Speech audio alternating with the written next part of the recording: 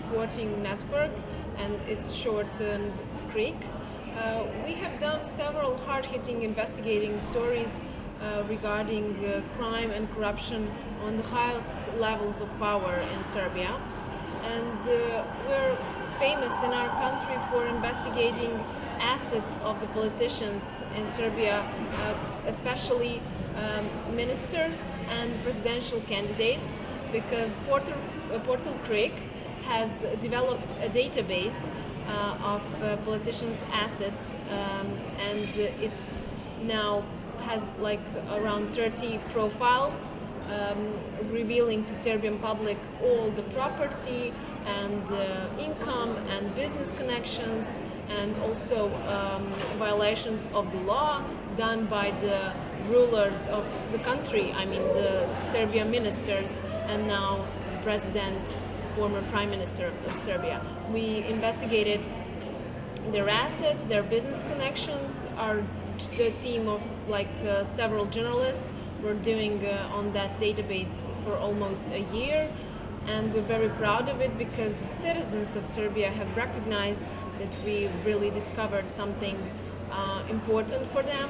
They know now the complete and the correct information about the wealth of the politicians in Serbia, and this is just the beginning. It's a database that we will continue to develop, and that's something we actually figured out by doing our work with the colleagues from Bosnia. They have already built that sort of database, so it's very, very useful to be informed about the work of your fellow journalists in the region, in the entire country, of course in the world, because you can use some of the examples of their work in your country, and that's what we did. We saw that they did Sen from Sarajevo did a great job regarding the database of property in Bosnia and Herzegovina of the politicians there, and we just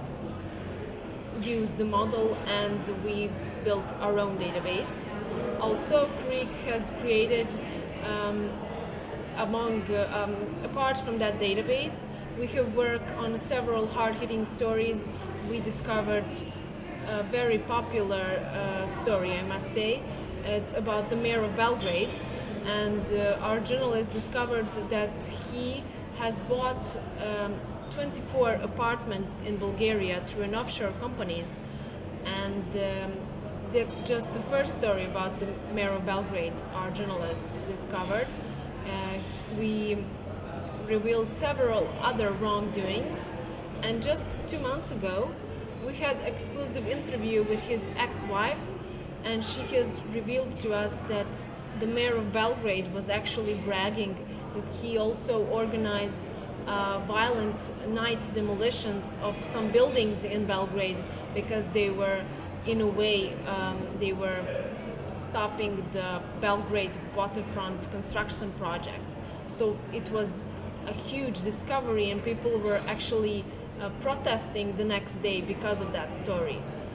And we were very proud of the people reacting, of our readers. They were embracing that important discovery. And actually, it's just the examples I gave you so far. They're about corruption and about wrongdoings regarding a business, but we have also investigated a lot organized crime groups and their connections to the high-level politicians. And regarding that, we have discovered that current health minister has connections with a famous crime group, that he has acquired an apartment from a famous criminal organization that has killed a prime minister in Serbia in 2003. And also we have discovered that the current Minister of External Affairs, Mr. Ivica Dačić, has several meetings. He had several meetings with a famous drug lord. At the time, Mr. Dačić was Minister of Police. and we revealed to the public the videos, the footage of those meetings. So we actually are very proud of the fact that we revealed to the Syrian public a lot of connections, business connections and crime connections of the people who rule the Serbia, who are in power and who are the ones who decide on our lives.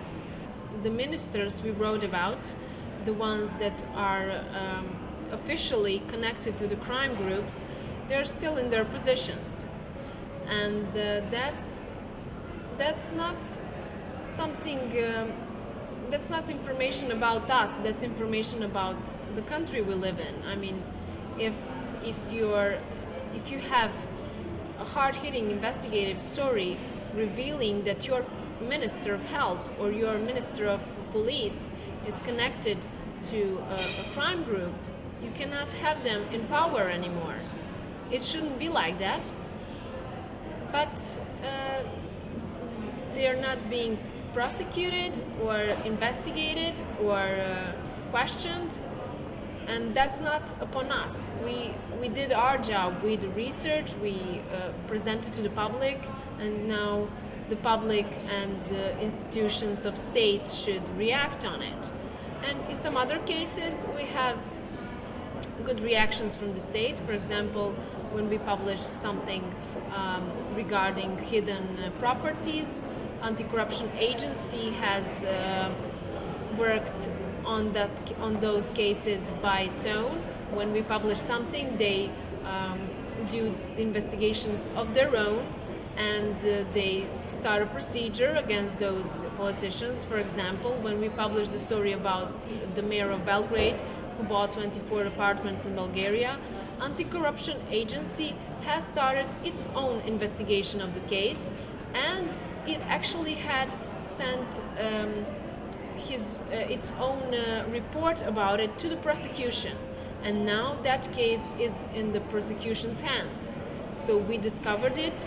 Anti-Corruption Agency has confirmed in its report that there is a case that should be deeply investigated by the state, and now it's in the prosecution. So actually, we really think that the investigative journalism has an impact.